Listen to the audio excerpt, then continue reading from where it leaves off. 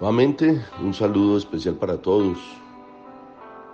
Espero que estos minutos de reflexión efectivamente sean solicitados muy voluntariamente por cada uno de ustedes a que el Señor utilice no mis palabras humanas, sino que ellas se conviertan en palabras de Dios para el beneficio de cada uno de ustedes y se multiplique en el beneficio para otros. Hoy he dado como título a la reflexión Huellas de individuos que forman naciones santas. Y el texto base para nuestra reflexión en el día de hoy es 1 de Pedro 2:9. Dice en la versión que quiero compartir lo siguiente: pero ustedes son linaje escogido, real sacerdocio, nación santa, pueblo adquirido por Dios, para que anuncien los hechos maravillosos de aquel que los llamó de las tinieblas a su luz admirable. Quiero desglosar el análisis de la reflexión de hoy contando una historia que ocurrió en el siglo II y también a partir de una frase de José María de Balaguer, la cual he parafraseado para nuestro lenguaje actual en la siguiente forma: gózate por la certeza de que Dios te dio hogar, familia, país y el mundo entero como lugares para vivir en santidad. El Espíritu Santo ha conservado escritos como el de 1 de Pedro 2:9 que acabamos de leer, y a través de la historia nos ha permitido tener otros indicios que muchas personas, efectivamente, después de ese primer siglo, donde encontramos en Hechos de los Apóstoles y en los Evangelios, en las cartas paulinas y todo el Nuevo Testamento, hechos demostrativos históricos de que el mensaje del Señor y sus seguidores, amados cristianos, efectivamente son reales, no son historias ficticias. Pedro nos recuerda que somos no cualquier personaje sobre la tierra, que somos un linaje escogido y que estos primeros cristianos dejaron huella y fueron compartiendo el Evangelio unos a otros, y así estuvieron cumpliendo nada menos que la voluntad de Dios. Quiero entonces compartirles la historia de la carta mencionada que se encontró en el II siglo de un autor desconocido, y que fue la pregunta y la respuesta a un pagano cuando preguntó: ¿cuál es ese Dios en el que tanto confían? ¿Cuál es el origen de estar en esa religión que les está dando a todos en no valorar el mundo y en despreciar incluso la muerte, sin que admitan por otra parte o acepten los dioses de los griegos? No guardan las prácticas de algunos judíos, antes han hecho sus propias prácticas y llamados como cristianos siguen siendo. ¿Cuál es ese amor que se tienen unos a otros y por qué esta nueva forma de vida? Pero ¿por qué no la he visto antes y solamente hasta ahora me doy cuenta de ello? A estas preguntas se le contestó en la siguiente forma: en cuanto al misterio de la religión propia de los cristianos, no esperes que lo podrás comprender desde la explicación de un hombre simple. Los cristianos no se distinguen de los demás hombres ni por su tierra, ni por su lengua, ni por sus costumbres. En efecto, y en lugar alguno establecen ciudades exclusivas para ellos. No usan tampoco una lengua única o extraña. No viven un género de vida singular. La doctrina que les es propia no ha sido hallada gracias a la inteligencia o especulación de hombres curiosos o inteligentes.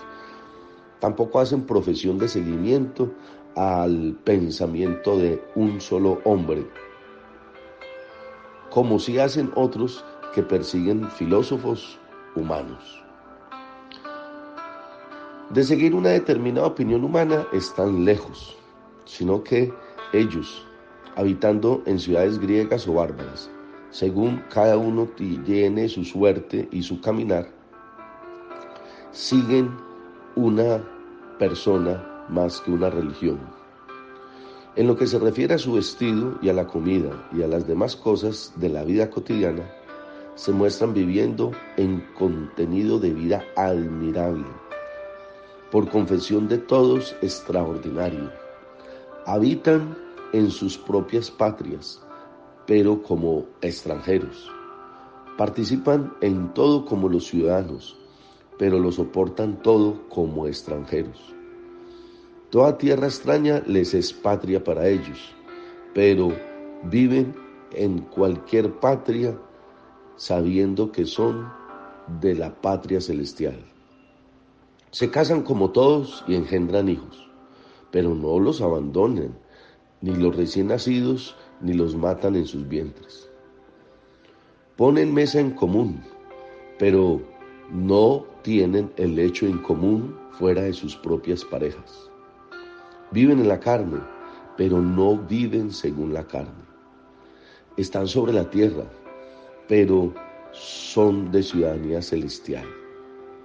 Se someten a las leyes establecidas, pero con su propia vida la superan. Siguen a Jesucristo, que lo envió el Padre, no para ejercer la tiranía ni para infundir terror y espanto, sino con bondad y mansedumbre, como un rey que envía a su Hijo. Como hombre lo envió a los hombres para salvarlos, para persuadirlos, para no violentarlos, para amarlos, no para juzgarlos y condenarlos. Ya después llegará un día final en que lo envíen a juzgar a todo el mundo. Queridos colegas, creo que lecturas como estas nos deben retar a que 20 siglos después se tenga que revisar el testimonio que estamos dando como individuos y como grupo social, como constructores de un país, desde lo pequeño de nuestro barrio, vereda, finca, ciudad o departamento donde tengamos un radio de acción. Creo que efectivamente es el momento de volver a recordar estas palabras que el Señor nos dejó a través de la primera carta de Pedro en el capítulo 2, verso 9, como leímos al principio. De esta historia del siglo II, creo que debemos sacar un reto para saber que sí somos un real sacerdocio, pastorado, liderazgo, quienes encaminan un rebaño a construir naciones, y las naciones santas deben iniciar desde la tierra. ¿Qué estamos construyendo con el grupo de seguidores de nuestras iglesias, que finalmente están esperando que como pastores continuemos mostrando un camino? Continuemos enseñando a un pueblo que es adquirido por Dios, no adquirido por nuestras estrategias humanas de líderes sociales. Y no para que nos sigamos reuniendo a solas, sin contarle al resto del mundo tardíamente que existe otro evangelio, otra forma de hacer patria, otra forma de hacer vida, otra forma de ser felices. El texto dice, para que anuncien los hechos maravillosos de aquel que los llamó de las tinieblas. El mundo cada vez más promete que el futuro será tan incierto como las tinieblas lo son, que la economía terminará siendo la causante de grandes pérdidas, que la esperanza del mundo se aleja mucho más de lo que Dios nos promete. Aquel que nos llamó de las tinieblas nos está diciendo que nos llama a su luz admirable. Somos puentes de luz a estas personas que en esta situación de caos y de inseguridad, de desesperanza, le estamos dando esperanza. Yo les cuento que lo que acabé de leer se ha denominado la carta a Diogneto. Nosotros como cristianos seguimos leyendo las cartas de San Pablo, las analizamos, las leemos y además las enseñamos. Nuestra pregunta es la más responsable frente a estas cartas cuando decimos cómo la estamos practicando desde el foco de nuestros liderazgos eclesiales. Y a nivel personal, ¿qué carta dejaremos escritas en el transcurso de la vida cristiana de cada uno? ¿Cuáles serán las cartas que inspiran a mejores vidas de las generaciones que vienen? ¿Cómo estamos transformando la sociedad con nuestras iglesias en la sociedad?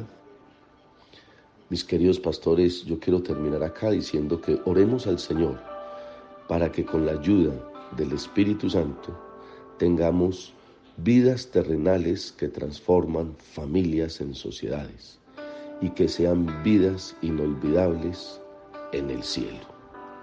Hasta una próxima ocasión y que Dios los bendiga.